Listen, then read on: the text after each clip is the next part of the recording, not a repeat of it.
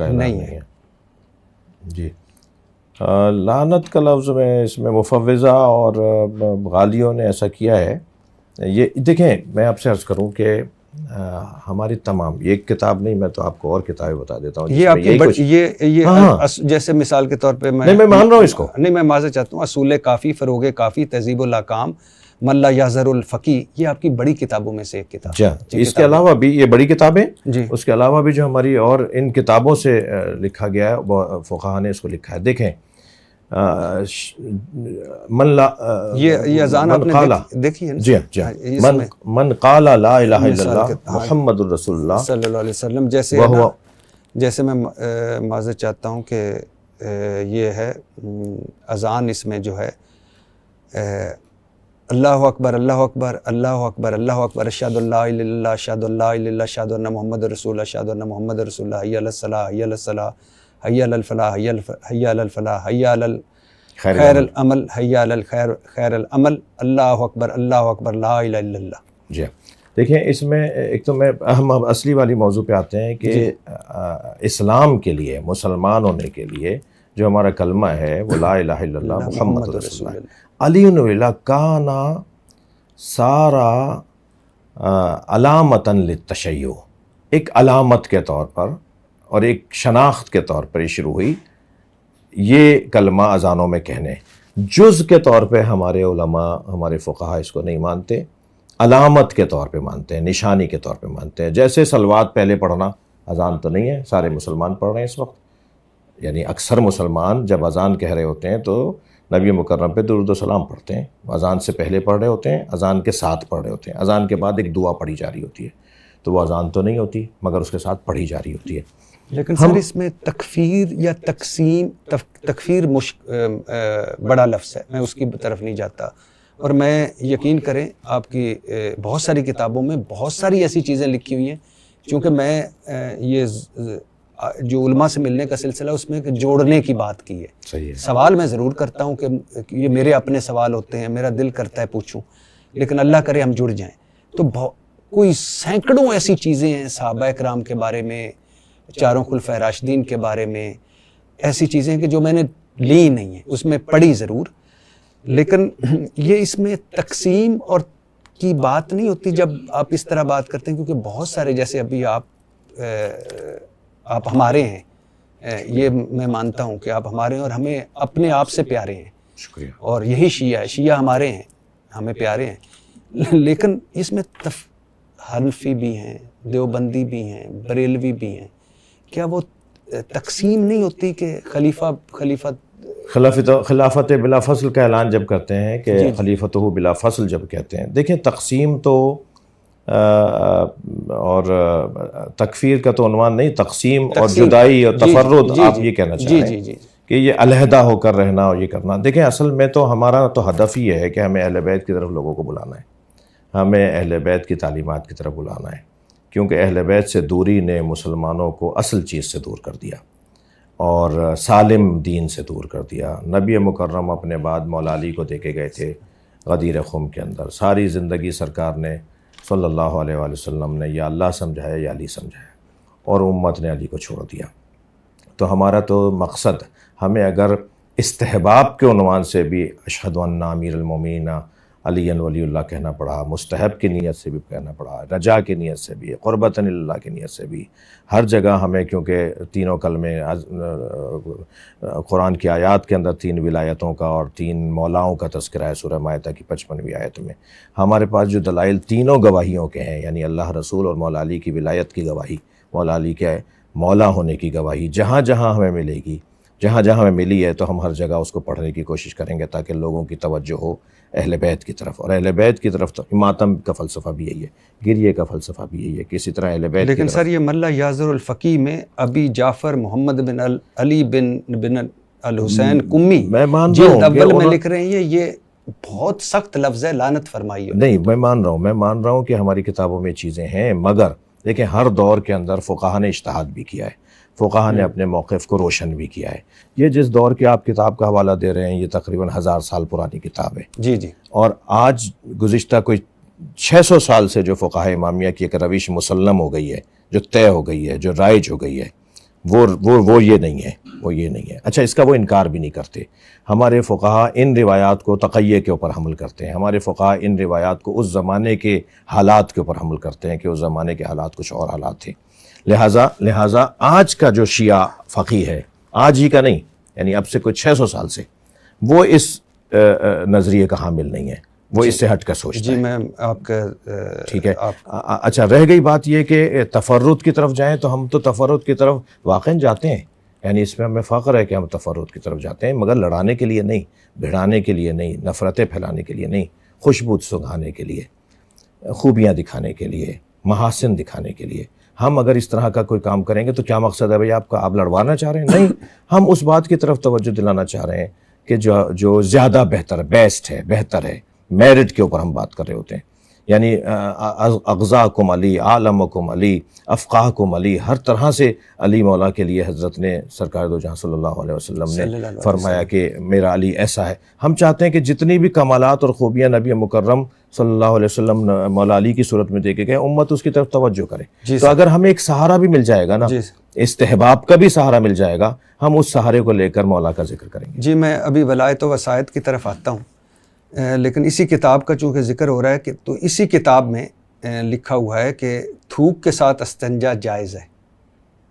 وہی میں عرض کر رہا ہوں کہ ان کتابوں میں خود آپ اگر یہ والی گفتگو شروع کریں گے نا تو پھر تو بہار الانوار میں بہت کچھ لکھا ہوا ہے۔ علامہ مجلسی کی کتاب بہار الانوار، ہمارے یہاں بڑی ایک معتبر بڑی کتاب، ایک طویل مطول کتاب۔ یہ ٹھیک نہیں ہے، ہم نہیں صحیح، ہمیں اور اسی کتاب میں جلد سوئم میں ہے کہ گدھے کا گوشت حلال ہے۔ جی مکروہ ہے، حلال ادھر لکھا ہوا۔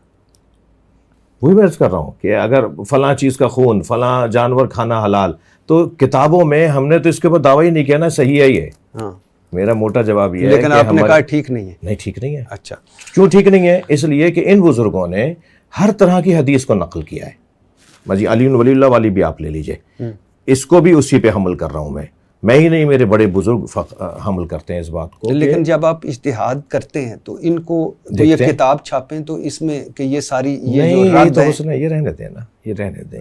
ہاں، ان کو یہ تو حسن ہے، ورنہ تو صحیح بخاری کے اندر تو بھی ایسے ہی بہت کچھ ہے، مسلم میں بھی ایسے بہت کچھ ہے، اسے ٹچ نہیں کریں، موقع کے اوپر چھوڑ دیں۔ جی ٹھیک ہے۔ اگر ہم نے یہ کرنا شروع کر دیا تو یہ خیانت کہلائے گی۔ جی اس کو جیسا ہے صحیح رہنے دیں۔ اچھا، ولایت و وسائط میں امام افضل انبیاء سے ما سوائے محمد رسول اللہ کے صلی اللہ علیہ وسلم کے ایران کی شائع شدہ کتاب محمد بن یعقوب کلینی کی کتاب اصول کافی باب دوئم میں ہے، امام باقر سے روایت ہے کہ اسلام کے 5 ارکان ہیں: نماز، زکوٰۃ، روزہ، حج اور ولایت۔ یہاں لکھا ہے جتنی اہمیت عقیدہ ولایت کی ہے اتنی کسی رکن کی نہیں۔ اب اس میں توحید اور رسالت تو ملتی نہیں۔ ولایت سے مراد انما ولیکم اللہ، اللہ ولی ہے، اس کی ولایت مطلقہ ہے۔ اسی ولی مطلق نے، ولی اکمل نے، ولی تام نے، سب سے بڑے اور سب سے پہلے ولی نے، جو اللہ ہے، ذاتاً ولی ہے، اسے کسی نے ولی نہیں بنایا، اس نے رسول اللہ کو ولی بنایا، ولایت دی۔ صلی اللہ علیہ وسلم اس ہی ذات نے رسول اللہ صلی اللہ علیہ وسلم سے فرمایا کہ تم من کنتم مولا فہد علی مولا کہہ دو غدیر کے میدان میں، بلغ ما انزل الیک من ربک۔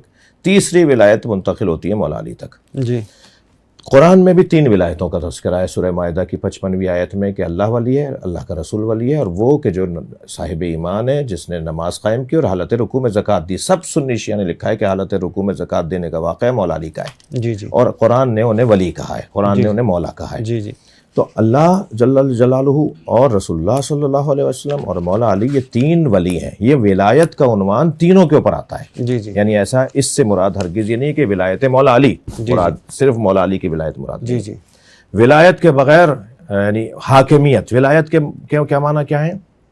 2 معنی لیے ولایت کے، ایک بمعنی محبت، ایک بمعنی حاکمیت۔ ان تینوں سے محبت بھی کرنی ہے، اللہ، رسول اللہ اور مولا علی سے محبت بھی کرنی ہے، اور ان کی حاکمیت کو بھی ماننا ہے، ان کی حاکمیت کو بھی ماننا ہے۔ یہ ولایت کا مفہوم ہے مختصر سا۔ اب آ جائیے اس بات کی طرف کہ کیا مولا علی علیہ السلام ہمارے نبی کے علاوہ، سرکار دو جہاں کے علاوہ تمام انبیاء سے افضل ہیں؟ ہاں افضل ہیں۔ سنا تو جائے نا، ہمیں ہم سے بات تو سنی جائے۔ جی جی، ہم قرآن مجید کی آیات رکھتے ہیں اس بات کے اوپر، اور احادیث جو اہل سنت نے بھی نقل کی ہیں وہ رکھتے ہیں۔ مثلا قرآن میں سورہ مبارکہ نساء کے اندر جب میدان مباہلہ کے اندر نبی مکرم پنجتن کو لے کر گئے، جب اللہ نے ارشاد فرمایا کہ ان نصارہ نجران سے کہہ دو کہ فَقُلْ تَعَالُوا نَدْعُوا أَبْنَاءَنَا وَأَبْنَاءَكُمْ، یہ بھی اپنے بیٹے لے آئے، ہم بھی اپنے بیٹے لاتے ہیں، یہ بھی اپنے بیٹے لائیں، وَنِسَاءَنَا وَنِسَاءَكُمْ، اور ہم اپنی عورتیں لاتے ہیں، یہ اپنی عورتیں لے آئیں، وَأَنفُسَنَا وَأَنفُسَكُمْ، اور ہم اپنے جیسے لاتے ہیں، یہ اپنے جیسے لائیں۔ یہ جو ہم اپنے جیسے لاتے ہیں ان کی جگہ نبی مکرم مولا علی کو لے کے گئے، اکیلے مولا علی کو لے کے گئے، ٹھیک ہے۔ پھر قرآن کہتا ہے میرے حبیب قاتل منافقین والمشرکین ولا تکلف الا نفسک، اے میرے حبیب مشرکوں اور منافقوں کو قتل کرو اور یہ کام کوئی نہ کرے مگر آپ جیسا کرے۔ نبی مکرم نے تو کبھی تلوار ہی ہاتھ میں نہیں لی، ساری جنگیں صحابہ کرام میں اور سب سے بڑا نام مولا علی کا ہے جنہوں نے جنگیں جیتی، اور قرآن بھی کہہ رہا ہے یہ کام آپ اپنے جیسے کو دیں۔ تو پھر مولا علی علیہ السلام کے لیے نبی کا یہ فرمانا من اراد ان ينظر الى آدم فی علمہ و الی نوح فی علمہ و الی ابراہیم فی خلتہ، جو چاہتا ہے آدم کو ان کے علم میں دیکھے، جو چاہتا ہے ابراہیم کو ان کی خلت میں دیکھے، جو چاہتا ہے عیسیٰ کو ان کے جمال میں دیکھے، ایک لمبی لسٹ سرکار دو جہاں نے بیان فرمائی جسے سنی شیعہ نے لکھا ہے، اور پھر فرمایا فَلْيَنظُرْ إِلَىٰ عَلِي بْنِ أَبِي طالب، وہ سارے نبیوں کو ایک جگہ دیکھنا چاہتا ہے، وہ علی کو دیکھ لے۔ تو ہمارے پاس دلائل ہیں بھائی۔ جی میں اس پہ آگے آتا ہوں، لیکن اچھا اسی میں ہے سر کہ اچھا مولانا، میں یہاں ایک جملہ کہوں کہ جب یہ والی بات ایک جگہ میں نے کی، بڑے شور مچا، اور اس کے بعد ہم نے اس کو منہ دیا، تو میں نے ایک مولانا صاحب سے کہا، میں نے کہا مولانا یہ حدیث آپ کے ہاں ہے یا نہیں کہ سرکار نے فرمایا علماء امتی افضل من انبیاء بنی اسرائیل؟ تو ہاں ہے حدیث، یہ میری امت کے علماء انبیاء بنی اسرائیل سے افضل ہیں۔ تو میں نے کہا وہ علماء کون ہیں؟ تو کہہ رہے ہیں علماء ہیں، یعنی علماء جب اپنی افضلیت پہ بات آئے تو انبیاء بنی اسرائیل سے افضل ہیں، اور جب ہم مراد لیں علماء سے اہل بیت کو، ہم مراد لیں علماء سے مولا علی کو، تو پھر یہ کیسا ہو گیا کہ وہ انبیاء سے افضل کیسے ہو جائیں گے؟ جی سر میں اسی پہ آتا ہوں، لیکن اسی میں محمد بن یعقوب کلینی کی اصول کافی میں ہے کہ امام جعفر صادق نے فرمایا اسلام کے 3 ارکان ہیں، نماز، زکوٰۃ اور ولایت، گویا حج اور روزہ بھی گیا۔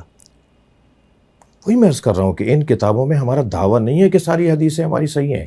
ایک بات دیکھیں، حدیث کی قسمیں ہیں، میں آپ سے آپ کا ادب اور احترام اور آپ کا مقام اور منزلت میں آپ کا ویسے ہی آپ کی صحافت کی دنیا میں بہت معتقد ہوں جی سر، اور وہ میں نہیں واقعاً میں عرض کر رہا ہوں آپ کے میں جو وہ آپ کے اندر جو برجستگی ہے، آپ کے اندر جو ایک کھل کے بات کرتے ہیں نا، وہ مجھے تو میں اسی ٹائپ کا آدمی ہوں تو مجھے اپنے اچھا لگتا ہے۔ جی سر، کیونکہ یہ موضوعات مناظرے کے موضوعات ہیں۔ میں مثلا آپ کو ایک جواب دے بھی دوں گا تو بالکل بھی مناظرہ نہیں، میں صرف آپ سے نا وہ صحیح کہ یہ ٹھیک نہیں ہے، یہ غلط ہے، آپ سے رہنمائی کے لیے۔ ہاں، اس کے لیے میرا عرض یہ ہے کہ ہم دعوے دار نہیں ہیں کہ ہماری ان کتابوں میں ساری حدیثیں صحیح ہیں۔ جی ٹھیک ہے، ہم انہی حدیثوں میں اب ان دونوں میں سے کون سی ٹھیک ہے؟ ولایت والی 5 والی، امام باقر، ظاہراً امام باقر کی، اچھا، جس میں 5 چیزوں کا ذکر ہے، اچھا اعلی خمس کا ذکر۔ اچھا، یہ جو امام افضل ہیں انبیاء سے، اس پہ آگے میں آتا ہوں۔ بصائر الدرجات، ابو جعفر محمد بن حسار محمد بن حسن صفار کمی، یہی نام ہے جی۔ میری ولایت اہل ارض و سما پر پیش کی گئی، ایمان لانے والے ایمان لے آئے اور انکار کرنے والوں نے انکار کیا۔ حضرت یونس نے میری ولایت کا انکار کیا تو اللہ تعالیٰ نے سزا کے طور پر انہیں مچھلی کے پیٹ میں اس وقت تک قید رکھا جب تک وہ میری ولایت پر ایمان نہ لائے۔ یہ احادیث مشکلہ میں سے ہیں۔ احادیث میں کچھ احادیث ایسی ہیں جن کو سمجھنے کے لیے کچھ اور احادیث کو بھی جوڑنا پڑے گا۔ جی جب بات آ جائے گی کہ مولا علی مولا نبی جیسے ہیں سوائے اللہ لا نبی آبادی، سرکار نے فرمایا سوائے نبوت کے تم ساری کاموں میں مجھ جیسے ہو، سرکار کی حدیث منزلت جسے کہتے ہیں۔ تو جب مولا علی مولا نبی جیسے ہیں، یعنی مولا سرکار دو جہاں صلی اللہ علیہ وآلہ وسلم جیسے ہیں سوائے نبوت کے، تو بھئی یہ حضرت یونس والی بات تو پھر سمجھ میں آ جائے گی۔ ٹھیک ہے، میں اس پہ پھر وہ آگے چلتے ہیں۔ آیت اللہ ابو الفضل ابن رضا برقی کمی، 1600 صفحات پر مشتمل ہے، تفسیر قرآن ان کی، محدث ہے، مناظر ہے، مفسر ہے، مورخ ہیں۔ وہ لکھتے امام جعفر صادق نے فرمایا کہ حضرت آدم سے لے کر جتنے نبی بھی مبعوث ہوئے سب کے سب دنیا میں واپس آئیں گے اور امیر المومنین حضرت علی رضی اللہ تعالیٰ ان کی مدد کریں گے۔ جی ٹھیک ہے، صحیح ہے، ٹھیک ہے۔ اچھا، کمی صاحب اپنی تفسیر الکمی میں لکھتے ہیں، یہ میں اس لیے کرتا جا رہا ہوں کہ پھر یہ بہت لمبا ہو جائے گا، میں آگے اس پہ۔ امام جعفر صادق نے فرمایا قیامت کے دن امیر المومنین علی رضی اللہ تعالیٰ عنہ کو آواز دی جائے گی، وہ لبیک کہیں گے، پھر باقی تمام ائمہ کو آواز دی جائے گی، پھر شیعہ نے علی کو، اور وہ اپنے اماموں کو کے ساتھ بغیر حساب و کتاب کے جنت میں داخل ہو جائیں گے۔ دیکھیں جو بغیر حساب کے شیعوں کے داخل ہونے کی روایات ہیں نا، اس کی تفصیل ہے، تشریح ہے۔ وہ شیعہ جو وہ 110 صفات پہ دنیا میں عمل کر چکے ہیں، اب کیا حساب دینا ہے انہیں؟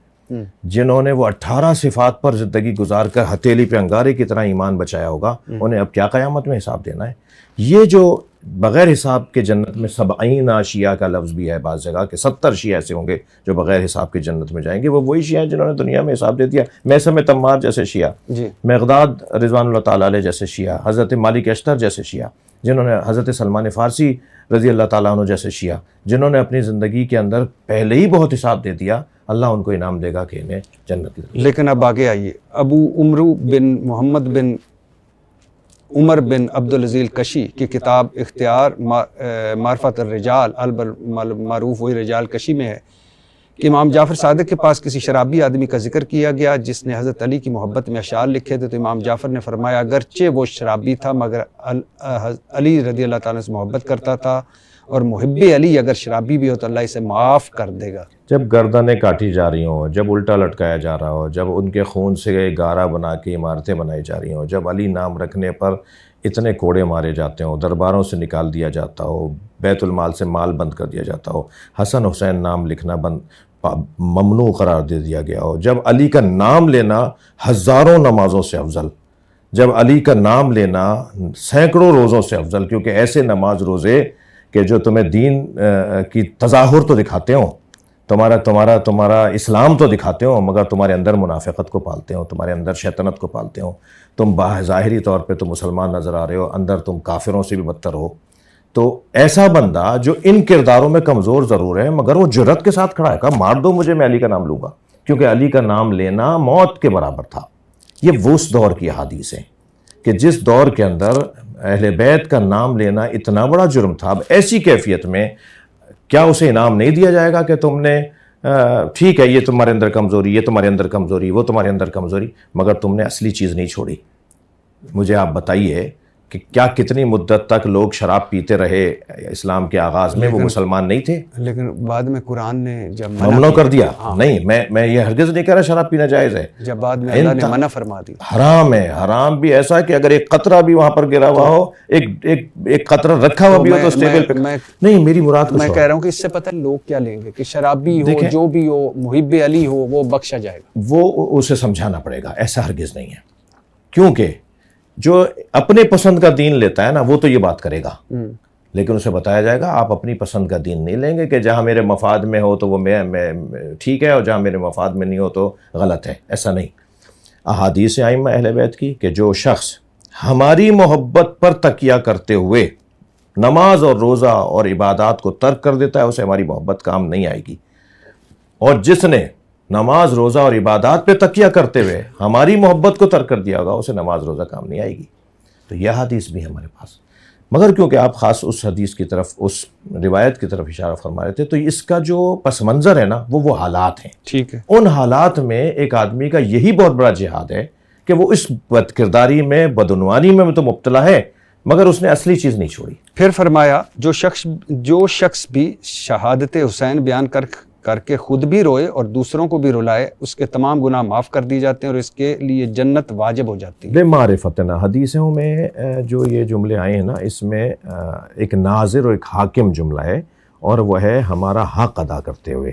ہمارا حق تو یہ ہے کہ ہمیں خوش کرو، ہمیں راضی کرو، نماز روزہ حج زکوٰۃ اللہ کی عبادات، انسانیت، شریعت کے اوپر عمل، ایک اچھے مسلمان بن کر رہنا اور ہماری محبت کے ساتھ رہنا، یہ ہمارا حق ہے۔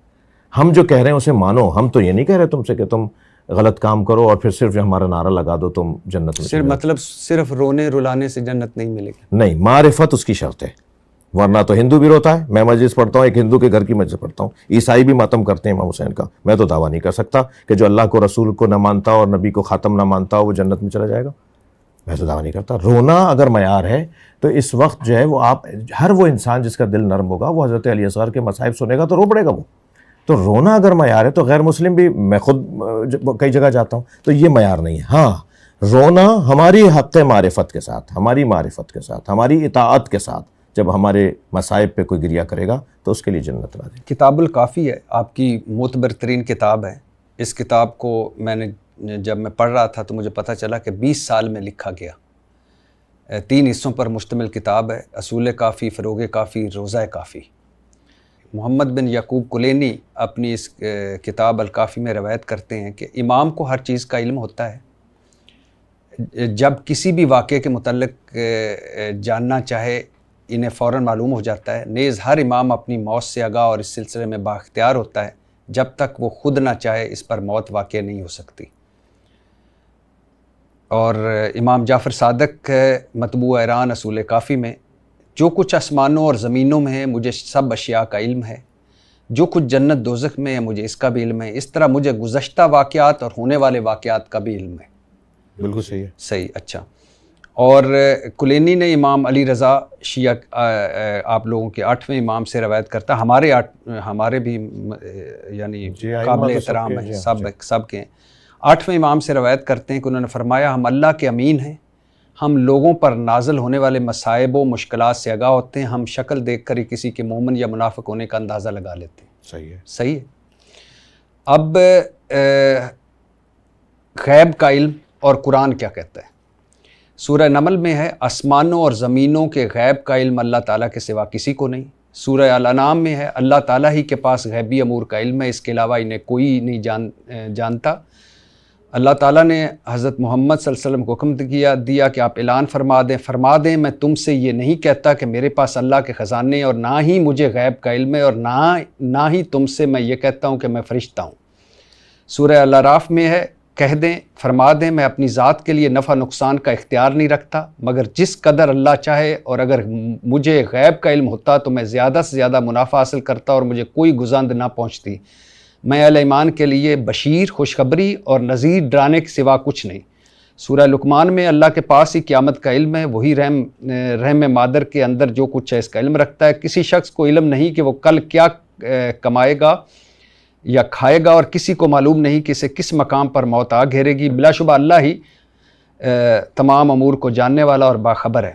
سورہ توبہ میں ہے، اہل مدینہ سے کچھ ایسے منافقین ہیں جو اپنے نفاق پر پختہ ہو چکے ہیں، اے نبی آپ انہیں نہیں جانتے، ہم ہی جانتے ہیں۔ اب میرا معذرت چاہتا ہوں، سوال لمبا ہو گیا، لیکن سوال یہ ہے کہ قرآن کہتا ہے کہ غیبی امور کا علم صرف اللہ تعالیٰ کو ہے۔ آپ کی کتابیں اور امام کہتے ہیں کہ اماموں پر آسمان و زمین کی کوئی چیز مخفی نہیں۔ قرآن کہتا ہے کہ انبیاء اپنی ذات کے لیے نفع و نقصان کا اختیار نہیں رکھتے۔ آپ کی کتابیں اور امام کہتے ہیں کہ حضرت علی یا حضرت امام جعفر صادق جہنم کے مالک، جسے چاہیں جنت میں داخل کر دیں، جسے چاہیں جہنم میں۔ قرآن کہتا ہے کہ موت کے وقت اور مقام کا تعین، بارش کے نزول کا علم صرف اللہ تعالیٰ کو۔ آپ کی کتابیں کہیں کہ ان تمام امور کا علم اماموں کو۔ قرآن کہے کہ نبی کو مدینہ میں موجود منافقین کا علم نہ تھا۔ آپ کی کتابیں کہتے ہیں کہ امام شکل دیکھ کر ہی کسی کے منافق یا مومن ہونے کا اندازہ کر لیتا ہے۔ دونوں باتوں میں تضاد نہیں ہے، دونوں باتیں ٹھیک ہیں، اور دونوں ٹھیک ہیں۔ ان کو ہم اس طرح سے سمجھاتے ہیں اس بات کو کہ علم وہ غیب ہو یا ظاہر کا علم ہو، باطن کا علم ہو، دلوں کا علم ہو، انفس میں جو کچھ گزر رہا ہے، ذہنوں میں جو کچھ گزر رہا ہے، اسی طرح جتنی بھی آیات آپ نے پڑھی ہیں وہ اللہ کے عالم بالذات ہونے کے اوپر دلیل ہیں، اور جتنی بھی روایات آپ نے ائمہ اہل بیت کی پڑھی ہیں وہ ان کے عالم بالعطا ہونے پہ دلیل ہیں۔ یعنی ائمہ اہل بیت کے پاس جو کچھ ہے وہ اللہ کا عطا کردہ ہے، کیونکہ قرآن مجید میں جہاں غیب کے علم سے متعلق پروردگار عالم نے خبروں کے بارے میں فرمایا تو وہ غیب کی ہی خبریں ہیں۔ ذالک انباء الغیب نوحیہ الیک، یہ غیب کی خبریں جو ہے حبیب ہم نے آپ کے اوپر نازل کر دی۔ تو جہاں قرآن میں غیب وللہ غیب السماوات والارض، جہاں اللہ کے لیے غیب مخصوص کیا گیا ہے، وہ کیونکہ اس کی ذاتاً عالم غیب ہے، لیکن جو رسول اللہ کے لیے غیب کی خبروں کا اللہ بیان کر رہا ہے وہ اللہ کی طرف سے عطا کردہ عالم بالغیب ہے۔ ائمہ اہل بیت بھی اسی طرح سے، کیونکہ ہم نے کچھ دیر پہلے کی ایک گفتگو میں عرض کیا کہ مولا علی علیہ السلام نبی مکرم کی تمام صفات کو رکھتے ہیں، سرکار دو جہاں صلی اللہ علیہ وسلم کی، الا لا نبی بعدی، سوائے نبوت کے سارے کمالات رکھتے ہیں۔ وہ عصمت میں بھی، وہ علم میں بھی، وہ شجاعت میں بھی، وہ سخاوت میں بھی تمام کمالات جو سرکار دو جہاں کے اندر ہیں، کیونکہ آپ نے اپنے آپ کو اور مولا علی کو ہارون اور حضرت موسیٰ سے تشبیہ دی ہے۔ وہاں کیونکہ دونوں نبی تھے تو نبی نے کہا صرف فرق یہ ہے کہ تم نبی نہیں ہو۔ یہ ویسے عبداللہ بن سبا جو تھا وہ بھی یہ اس کی لائن تھی جو ضروری نہیں ہے کہ اس نے جو بات کی ہو وہ ساری غلط کی ہوں، وہ خود غلط تھا مگر اس کی ساری باتیں تو غلط نہیں ہوں گی۔ وہ خود غلط تھا مگر اس کی باتیں سارے غلط نہیں ہو سکتی، ضروری نہیں ہے، کیونکہ بہت ساری باتیں غلط لوگ اچھی باتیں بھی کر جاتے ہیں، تو یہ ضروری نہیں ہے۔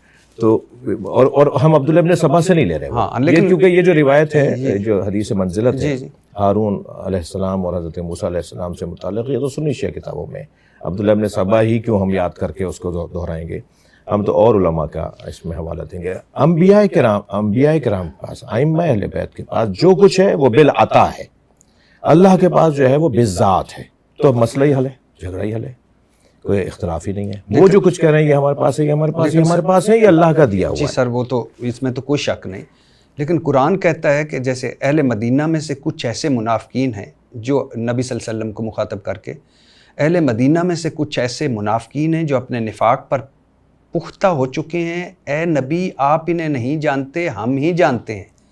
اور امام کہتے ہیں کہ میں شکل دیکھ کر بتا دیتا ہوں کہ منافق کون ہے اور مومن کون ہے۔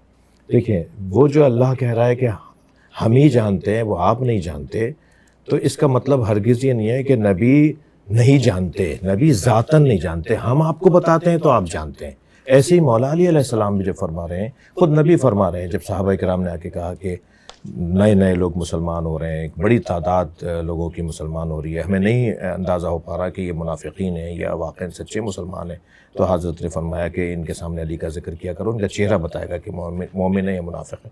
تو یہ تو مشہور تھا صحابہ کرام میں کہ مولا علی کے ذکر سے چہرے کا رنگ بتا دیتا تھا، پھیکا پن بتا دیتا، علی کا ان کے سامنے ذکر کرتے تھے، ان کا چہرہ بتا دیتا تھا مومن ہے منافق ہے۔ صحابہ کرام میں مشہور بات سر ہے۔ یہ تو نہیں، میں کر رہا ہوں کہ ایک تو یہ قاعدہ، بات یہ ہے کہ جتنے بھی علوم ائمہ اہل بیت کے پاس ہیں، خود سرکار دو جہاں کے پاس ہیں، وہ اللہ کے عطا کردہ ہیں، تو پھر مسئلہ ہی حل ہے، جھگڑا ہی نہیں ہے، کوئی اختلاف ہی نہیں ہے۔ اب اگر ہم کہتے ہیں کہ نہیں اللہ کہہ رہا ہے میرے پاس ہے، یہ کہہ رہے ہیں میرے پاس ہے، تو یہ شرک ہو جائے گا۔ ان کا عطائی ہے، اس کا ذاتی ہے، مسئلہ حل ہے۔ سر مجھے پھر سمجھ نہیں آ رہی کہ قرآن کہتا ہے کہ غیبی امور کا علم صرف اللہ تعالیٰ کو ہے، امام کہتے ہیں کہ آسمان اور زمین کی کوئی چیز ہم سے مخفی نہیں، کیونکہ اللہ نے دیے ہوئے ہیں، اللہ نے بتائی ہے ہمیں، اللہ ہمیں بتاتا ہے، ہم پہ فرشتہ نازل ہوتا ہے، ہم پہ غیب سے خبریں آتی ہیں۔ اماموں پہ فرشتہ نازل ہوتا ہے؟ قرآن، یہ شب قدر میں جو فرشتے نازل ہوتے ہیں وہ کیا ابھی قرآن نازل ہو رہا ہے؟ ابھی جو ہر سال شب قدر میں فرشتے نازل ہوتے ہیں کیا قرآن نازل ہو رہا ہے؟ لیکن وہ لوگوں کو آ کے بتاتے تو نہیں ہے نا۔ نہیں، فرشتہ نازل ہونے کے اوپر آپ کا سوال ہوگا نا، تو پھر جواب یہ آئے گا کہ ہاں فرشتہ نازل ہوتا ہے، مگر وہ قرآن نہیں لاتا، قرآن ختم ہو گیا۔ نہیں، وہ لیکن اماموں کو آ کے بتاتے ہیں فرشتے۔ جی، ہمارا عقیدہ یہ ہے کہ جناب زہرا پہ بھی فرشتے اترتے تھے، اسی لیے محدثہ لقب ہے بی بی فاطمہ کا، اسی لیے محدثہ لقب ہے بی بی فاطمہ کا۔ بی بی کے القاب میں ایک لقب ہے محدثہ، اور محدثہ اسے کہتے ہیں جسے فرشتے باتیں کرتے ہیں۔ لیکن ہمارے یہاں تو ہے نہیں کہ حضرت محمد صلی اللہ علیہ وسلم جو آخری انسان تک کے نبی ہیں، رسول ہیں، ختم ہو گئی وحی ان پر۔ ہم نے ابھی تو کہا کہ قرآن نہیں لے کے آتا فرشتہ، لیکن وحی کی دو قسمیں ہیں، وحی قرآنی اور وحی بیانی، وحی طبیانی، وحی بیانی، وحی الہامی۔ شہد کی مکھی پر آج تک وحی ہو رہی ہے، شہد کی مکھی پہ قرآن کہہ رہا ہے کہ ہم شہد کی مکھی پہ وحی کرتے ہیں۔ یہ جو وحی ہے اس کی قسمیں ہیں نا، یہ سمجھنے کی بات ہے۔ وحی کی بہت ساری قسموں میں قرآنی وحی ہے اور غیر قرآنی وحی ہے، جس کو الہام کہتے ہیں، اس کے لیے بھی لفظ وحی آتا ہے۔ اس جو شہد کی مکھی کے لیے قرآن مجید میں لفظ وحی ہے، اوحینا الی النحل، یہ جو نحل پہ شہد کی مکھی پر ہم نے وحی کی اور وہ آج تک ہو رہی ہے، اس کے اوپر وحی نازل ہو رہی ہے، تو یہ کون سے قرآنی وحی تو نہیں ہے نا۔ تو وحی کے بارے میں تقسیم ہے، وحی کی اقسام ہے، یعنی اللہ کی طرف سے۔ اب ایک آپ اسی کو لے لیجئے کہ شب قدر میں فرشتے نازل ہوتے ہیں حتی مطلع الفجر، فرشتے امر کو لے کر آتے ہیں روح کے ساتھ حتی مطلع الفجر، وہ تو ہر سال لے کر آتے ہیں، تو کس کے اوپر لے کر آتے ہیں؟ ہمارا دعویٰ یہ ہے کہ اولی الامر پر لے کر آتے ہیں۔ اولی الامر سے مراد امام معصوم ہے، ہر زمانے کا امام معصوم اولی الامر ہے۔ ہم حاکم کو اولی الامر نہیں مانتے، یعنی بادشاہ کو، وزیر اعظم کو، صدر کو ہم اولی الامر نہیں مانتے، جو قرآن میں حکم دیا ہے کہ اللہ کی اطاعت کرو، رسول کی اطاعت کرو اور اولی الامر کی اطاعت کرو۔ ہمارے ہاں اولی الامر سے مراد حاکم وقت نہیں ہے، امام معصوم ہے، ان پہ فرشتہ نازل۔ تو سر آپ کہ ہے کہ آپ کے نزدیک اماموں کا رتبہ انبیاء کرام سے زیادہ ہے۔